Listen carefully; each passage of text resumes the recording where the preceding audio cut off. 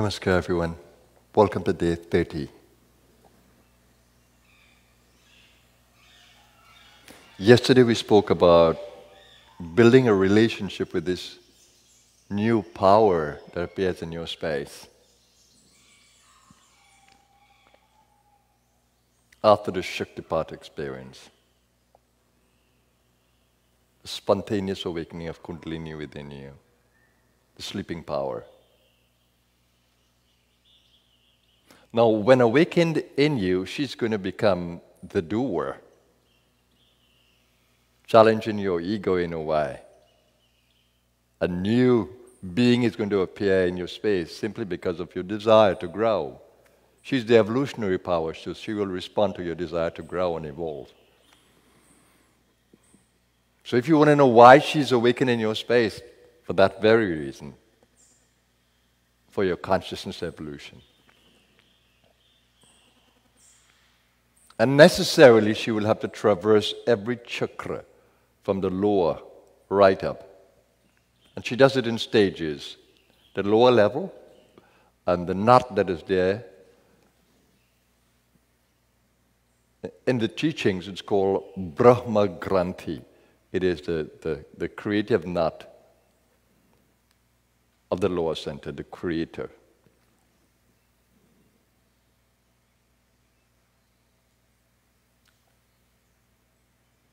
After that area is awakened and becomes a little stabilized, she's going to come up to the heart area to open up a whole new area, untying another knot, which is called the Vishnu Granthi. She brings a lot of more preservation energy in your space. Vishnu is the preserver, maintaining the energies that were created, or the forms that were created. So she comes into the area of loving and nurturance. If you notice the organs in this area, the heart and the lungs. And the thymus gland is there as well for immunity.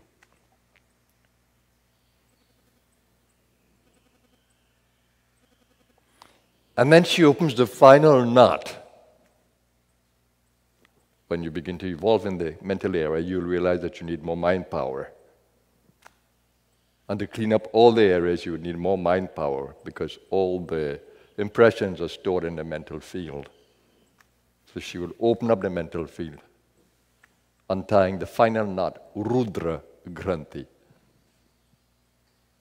And then she will clean up the impressions, the samskaras, the vasanas. She'll clean them up, taking you deeper and deeper into the causal layer, the karmic seeds. And then she would lead you into the final area.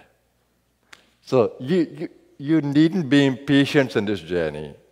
Impatient. You need to be patient. Because she's going to take you.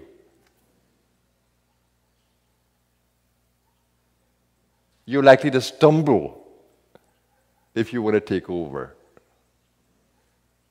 Because we have a habit of leading ourselves. We are the doer. But so when she comes in, another doer comes in, and we need to recognize that doer inside. And she's going to use the Guru Chakra. She's going to use Guru Tattva to guide you. The same place you go for guidance inside of you, the mind.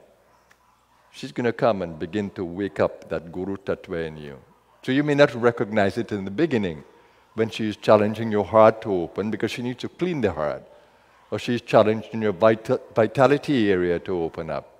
Challenge your sexual impressions. Challenge your core vital impressions, the one you use for your power, being territorial. And she's going to challenge your very attitude of survival, that you want to accumulate more just to survive. She's going to challenge that. She's going to make you more and more aware of her presence, and you don't have to worry. She's going to clean that up. And in doing so, she comes to the chakras, so that she can get to the nadis, so she can get at every part of your being. So that she's not going to clean in a mediocre way. She's going to fully clean you up. Ultimately, but to fully clean you up, she has to get to all the mental patterns in your archive of impressions. So she's going to turn around your mind, she's going to turn around your emotional area, she's going to turn around your core vital area that you use for physical power, vital power. She's going to clean up the sexuality, the impressions within you, teach you to transmute, teach you to bring that beautiful energy, convert it to vitality. She's going to change your world. She's going to turn your world around. So necessarily you need to learn how to work with her, how to align to her.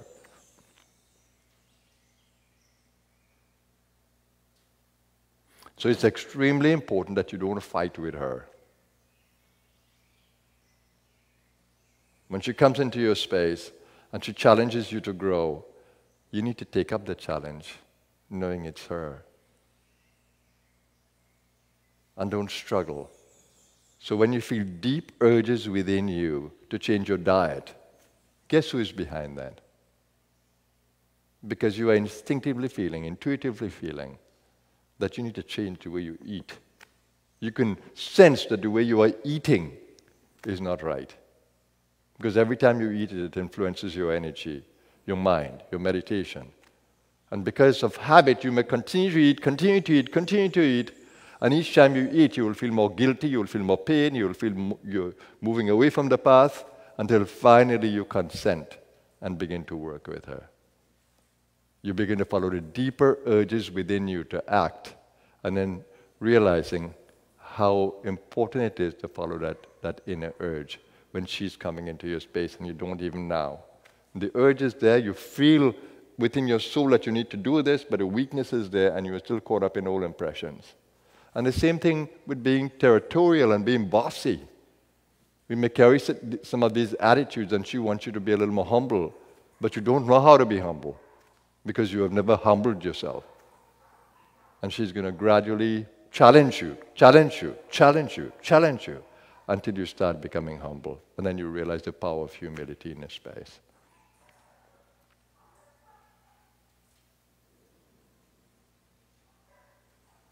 She's going to challenge your ideas of sexuality. When you think that there is a carnal area and it doesn't belong to spirituality. She'll bring your mind there again and again and open up that space so that you can actually see its beautiful energy in there, the energy of vitality, of creativity. And when you begin to tap it, you might think, oh my God, this is awesome. This really adds to my vital power and creative power in the body. It makes the body support that mental passion you have for creativity and vital power. She's amazing. You have to learn to listen to her and to follow her. The only reason why I didn't become dependent on a physical guru, it is because of her. She was so dominant in my space and I was so humble to allow her to lead. I was just happy to allow her to lead. Because for an entire year, when I was 20 years old, I felt completely out of sorts. I couldn't control my mind. I didn't know what love was. I felt that I had no contact with the universe. And so when she entered my space, she opened up my heart. She opened up the heart chakra. So I wanted to feel everything in that heart area. And I began to grow my passion for activity. She renewed it. And I was so happy to work, to be engaged in activity, and do it for her, in her. So when I went back to teaching, when I came from in there, it was just joyful. I served her. And the more I offered love in the teaching, the more love came into my heart, the more flow came to my emotions, and to my voice, and to my words. So the more I opened up myself, the more she manifested in there. So the more and more you follow these urges to clean up your diet, to clean up your emotional area, to clean up your pride and ego and jealousy and all these things, the more you open yourself to clean it, the more she's going to come and shine through your character.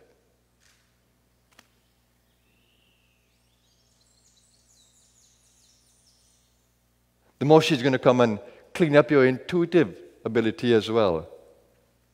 She's going to show you how to align to her, because the more you follow your intuition, your mental intuition, the more she will guide you and stay with you. And you will find that you become more imaginative, more creative, more in flow with the mind. And that supports every other area. It supports the emotion, it supports the action. Your very action, if you're somebody who is creative with the hands, you will feel that the hands become in flow. If you're a surgeon, you will feel that your hands are just moving, doing the right things, that she's helping your surgery, she's helping your pottery, she's helping your brush to move. She's helping your dance movements. Amazing. Amazing.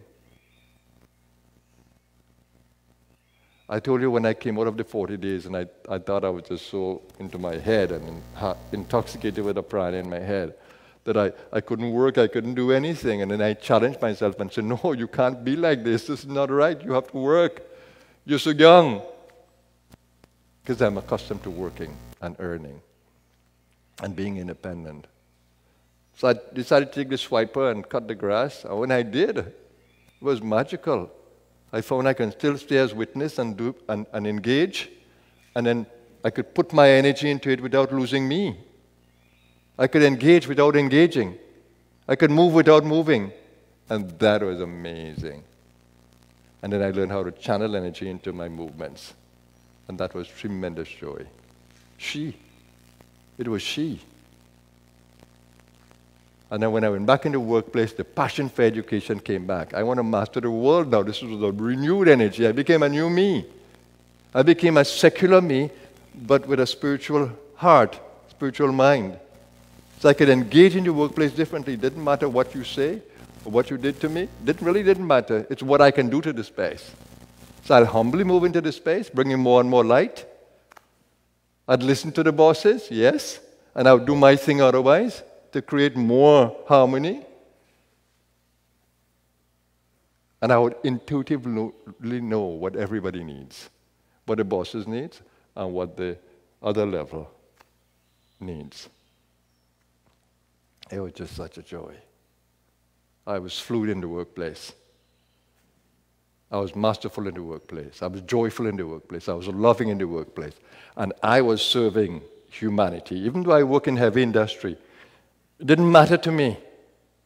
I'm on the floor of the rolling mill watching steel move at high speeds. This is divine. I had such a feeling of divinity in the workplace. It was not secular at all. Who am I working for? I'm working for my country. I'm working for the people. That was my passion. I worked in a steel plant owned by the government. And it was just a joy to work. My hours were long, but joyful as I served. She made a difference in my workplace. And she retired me from the workplace when she wanted me to do something differently. She turned me to the Blue Star at 39. This is enough for you. You've gotten everything that you need from the workplace, my son. This is what you need to do now. And I listened. And the Blue Star started. Who is directing the Blue Star? Not me. The human, the divine in me. That's why I could so passionately understand the message of the Christ and how he acted in the earth, completely in harmony with the divine. I and my Father are one. Don't do anything without the will of the Father. I do nothing without the will of the Father. Then you understand within your own being that your Christ self can do the same thing within you. Your Buddha self can do the same thing inside of you. God is inside of you. Kundalini, in all her glory, is inside of you, the mother of the universe. If you follow her carefully, she will change you where you breathe. When you're breathing, look for the breath. Look for the energy behind the breath, because she's the mother of all energies. Look for the energy behind the breath, and you will begin to feel a prana and apana. But you have to move away from body consciousness. If you are to know Soham in the breath, you have to move away from body consciousness. If you stay in body consciousness, you are in Hamsa. You are the body breathing. But when you begin to detach from the world and look at the energy play in the consciousness, you will feel the soul when you're breathing. You feel that you're breathing into the universe. And you will feel the hum on the outside, hum to the body. And then the hamsa changes into soham. It's a consciousness change. It makes the breath feel different. You're breathing into the divine. You're not breathing into a body. That's the difference between so and hum.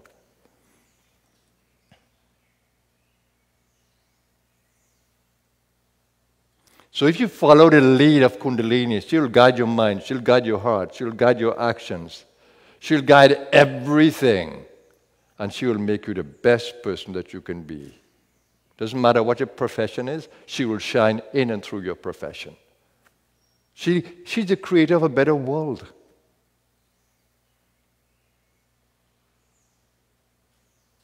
So the greatest of masters that will be born more and more in our world are those who will teach us every level of being, how to clean up every level of being.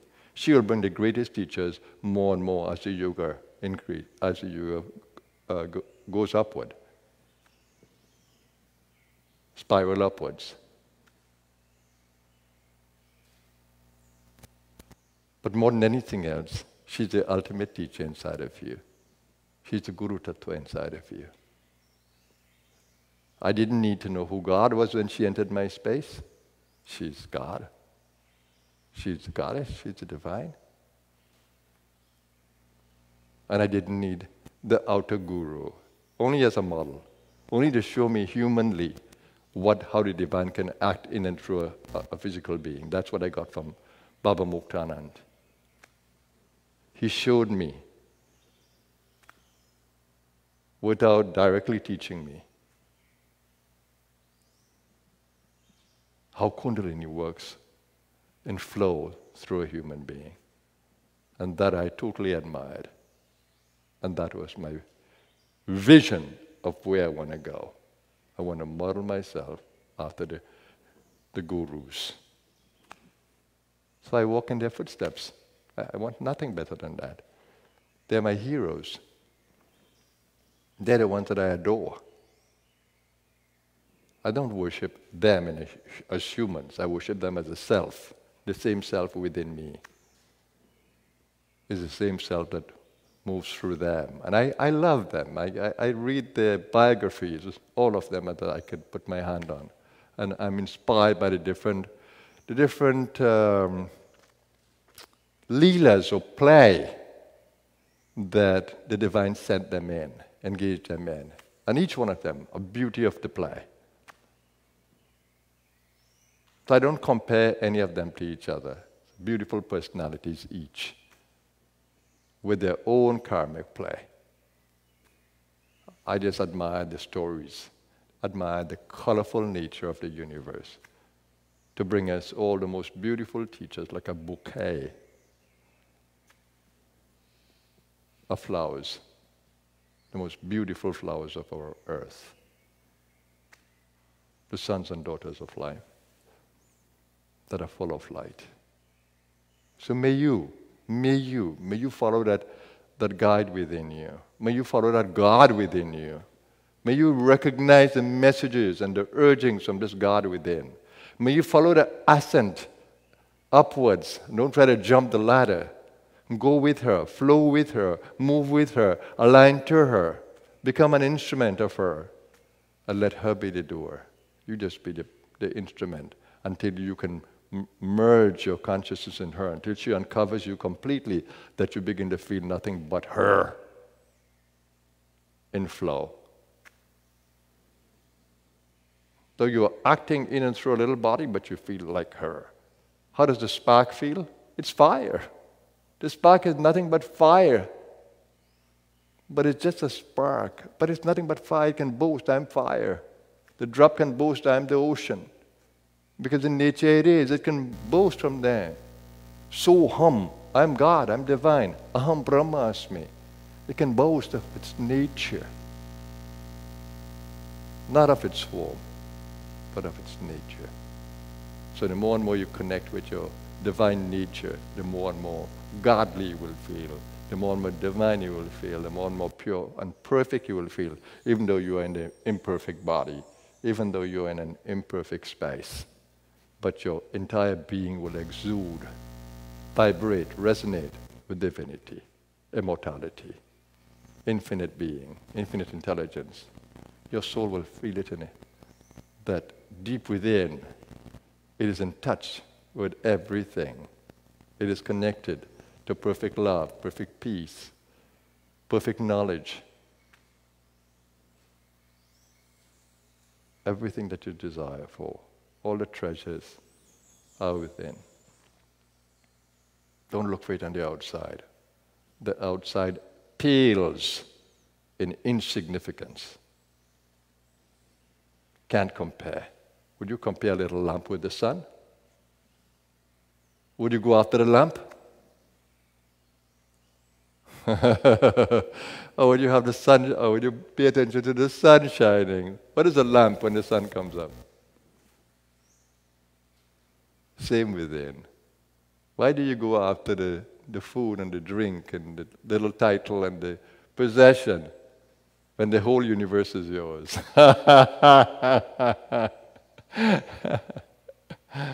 Oh. No, that breeds ignorance. Don't go there. The universe is yours for the taking.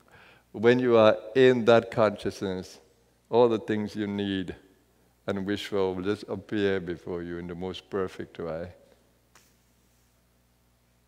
You will not be in need for anything, in want for anything. Rather, she'll fulfill all your needs perfectly.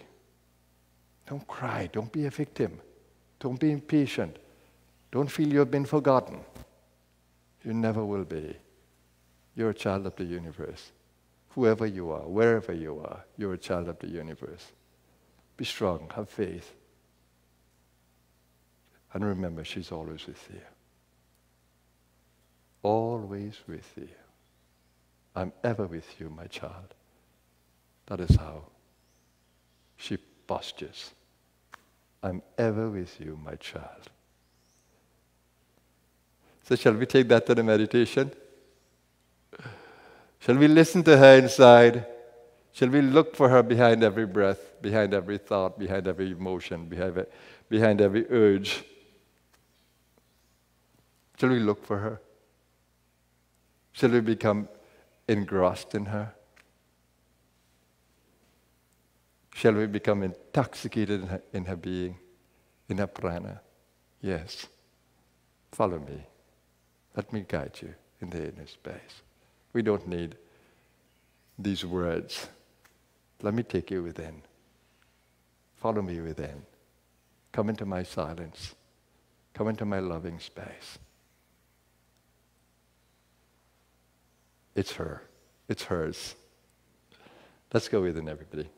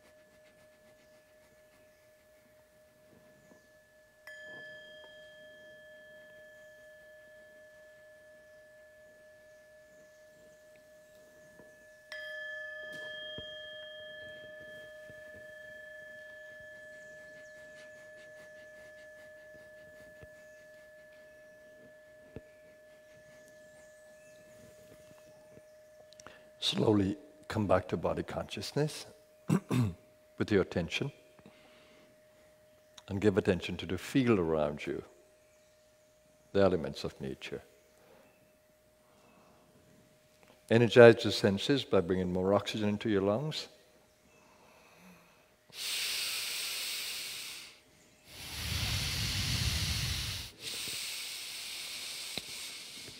And do so by breathing along the chakras, opening up the belly to breathe, opening up the chest to breathe, opening up the shoulders to breathe fully into the upper chest area and throat.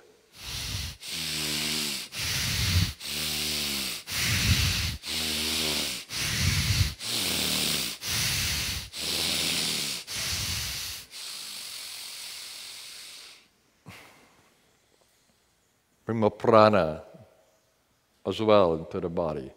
Prana goes to the chakra points, bringing more vitality there. That your nerves become strengthened. And your nadis become empowered as you use your entire body to do it. The nadis are spread throughout the body. And when you breathe with the different areas, you use all the chakras involved. From brow to root.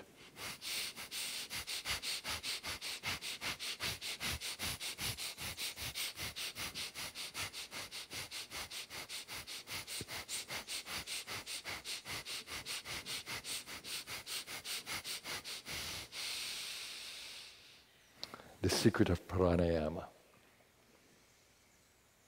Not only is my body revitalized, but the prana has an intoxicating effect in the brain centers.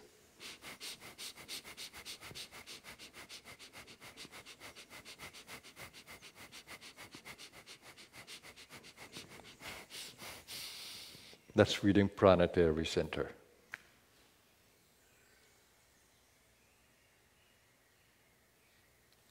It makes the senses different. It charges up your nervous system, revitalizes you. It's like an inner elixir. It just nourishes every part.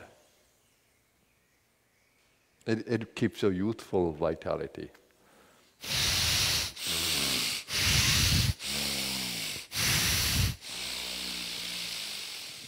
She'll bring to you the secret of the breath and the secret of prana. You can't learn it from books. And even if you listen to my words, you need her within you to interpret my words.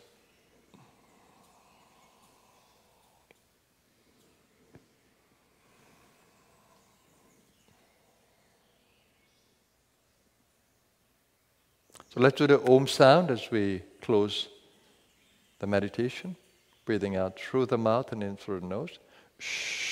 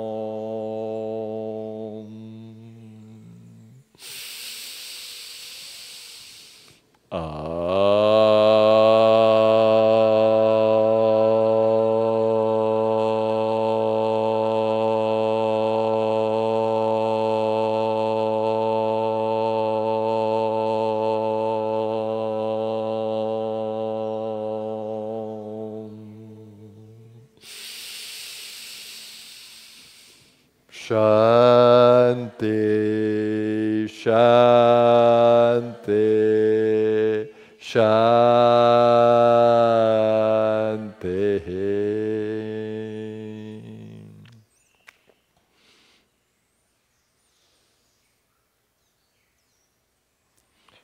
what a joyful sadhana when she enters your sadhana. Then your sadhana is no more dry and laborious,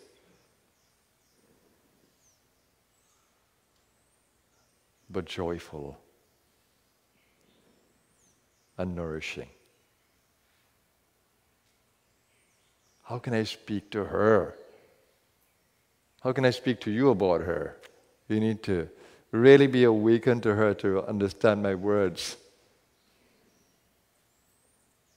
to make sense of what I'm saying.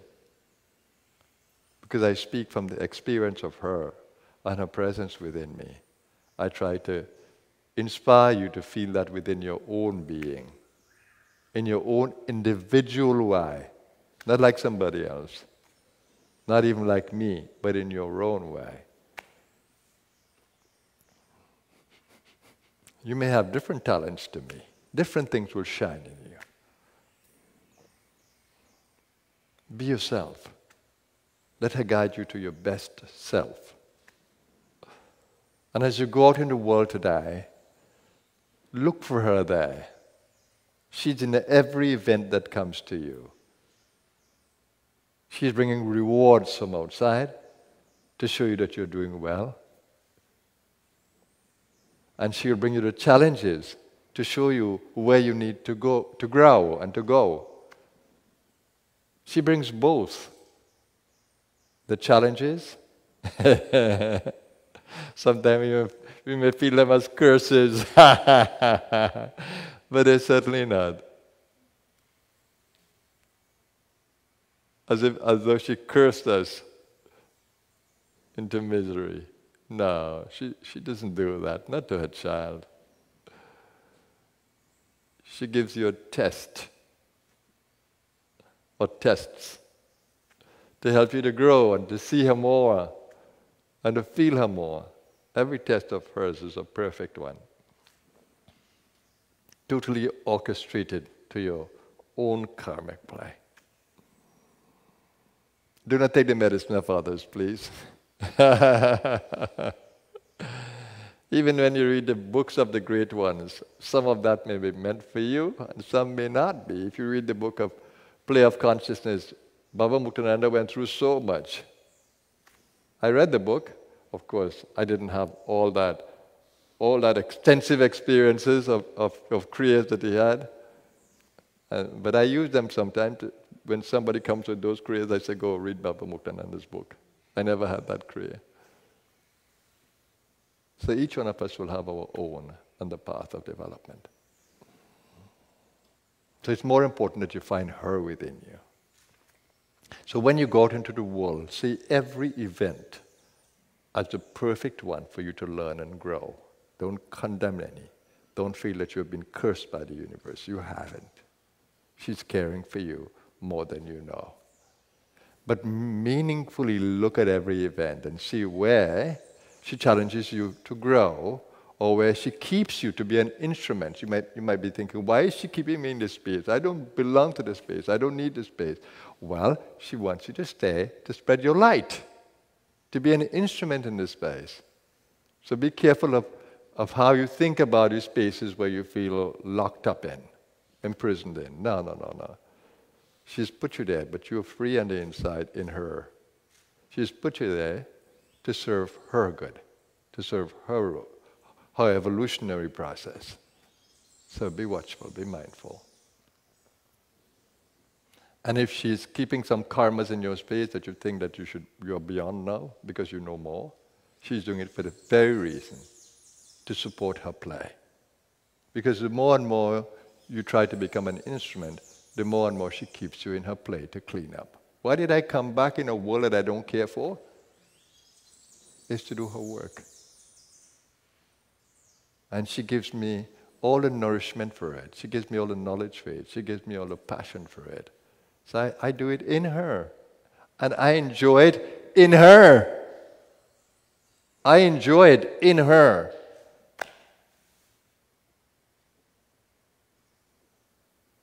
My joy is being in her. In her there is total love, total joy. And she guides me what to eat. Sometimes I may not fully understand, but when I do, I say, oh, thank you, Mother. You've been showing me that I don't need to eat this anymore. I don't need to eat so much food anymore. And I need to do this exercise. She puts me into the posture. I feel a great urge to twist and to bend and to move and to walk and to lift the weights and to stretch the band. She puts me into it. No, I'm feeling the urge. And I sit in the chair and I feel restless. No, I need to get to the bands. I need to get to the weights. I need to get to the floor, to the mat. And when I do, oh my God, I feel so good. Thank you, Mother. If I'm working, hard and I forgot to drink water, the moment I come back, oh my God, I need to drink water. So I get up from my seat, I take the water. Thank you, Mother. She teaches me how to select the food. She teaches me how to breathe when I need to breathe. She reminds me of what I need to do.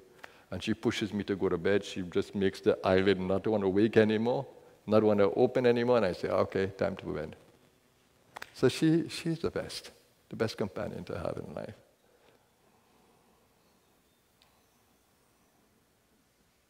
And if I need a doctor's help, she guides me to the right one.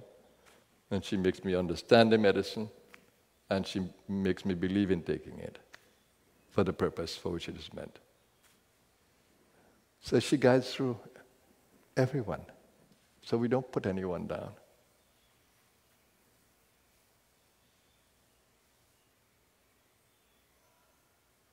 So look for her presence in the world. She guides you within and she guides you without.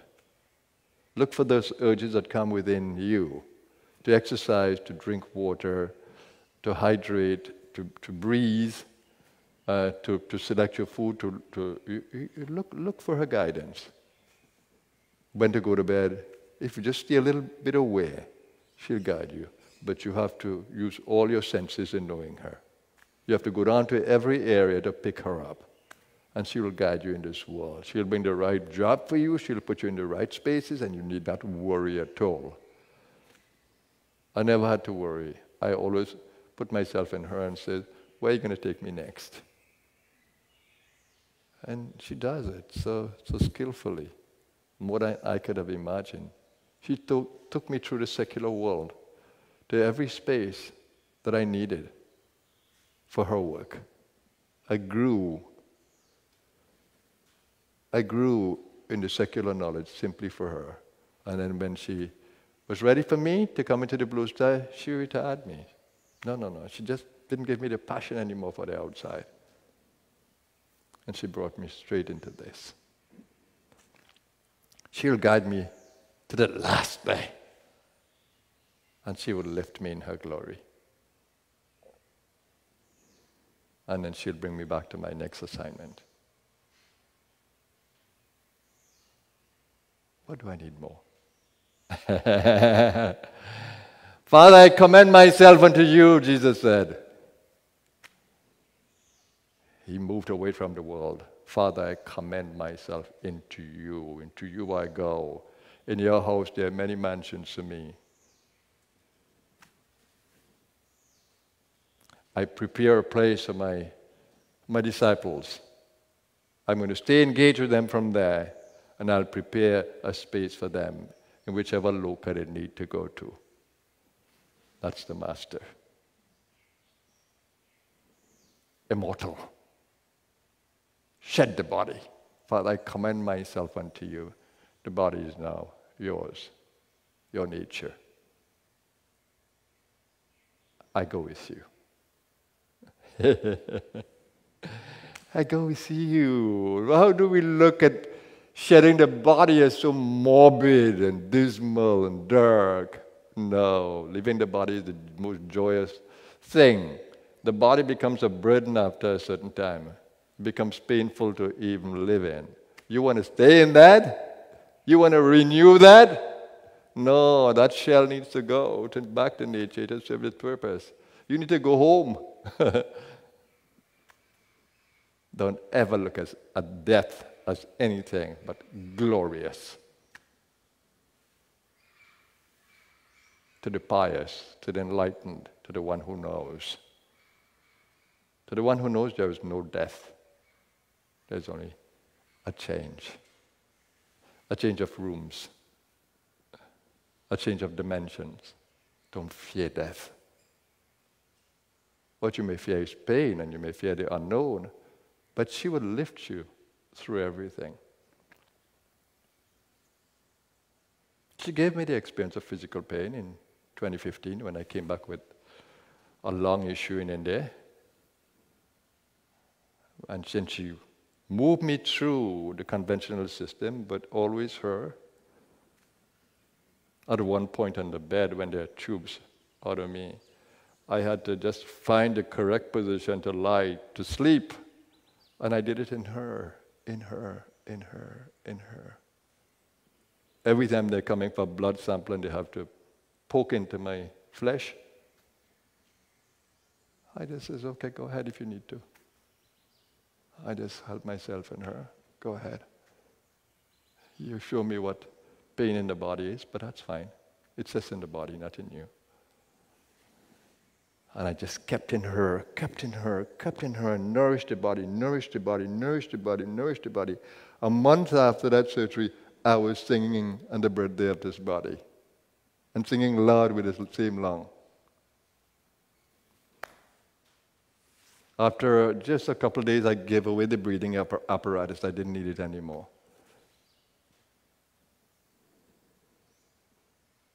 The power of her. And because of all the diagnostics that they did, just to check me out thoroughly, I understood what was happening in every area of my body that I didn't understand before. And it empowered me more. So was that a darkness? A curse by the universe? No, it was a great blessing. It renewed my knowledge for the next leg of my life. And it has made me prevent such an incident again, because I went to India. I didn't take supplements with me. I didn't nourish the body. I drank water that came down the mountain there. I don't know from where I got this, but I knew my immune system was low because I worked really hard that year.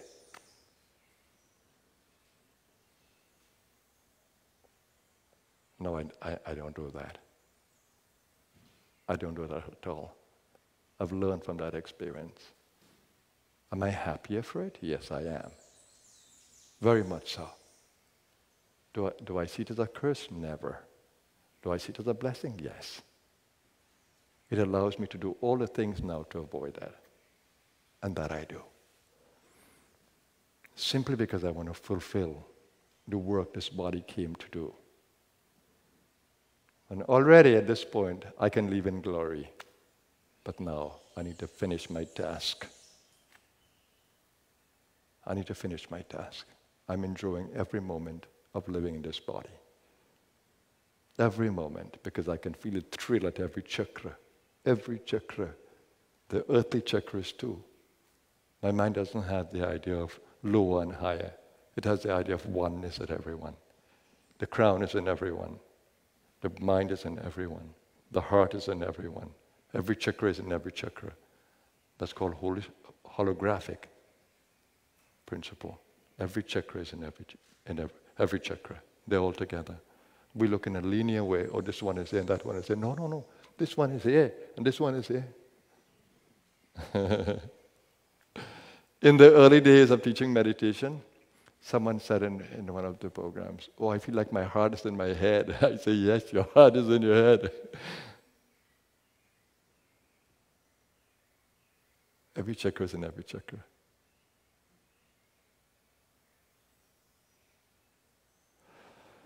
Have a blessed 30th day, my dear friends. Make this day yours. In her. Thinking her, feel in her, act in her, move in her, be joyful in her, be thoughtful in her, be happy in her.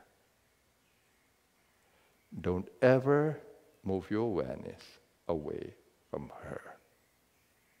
She is you. The greater you, the evolved you. And she lies inside of you, sleeping until you wake her up in every area. She might be awake in some areas, but she's still sleeping in some. Wake her up in every loka, in every chakra. That is what she wants of you. Have a blessed day, everyone. I spoke a lot. Namaskar.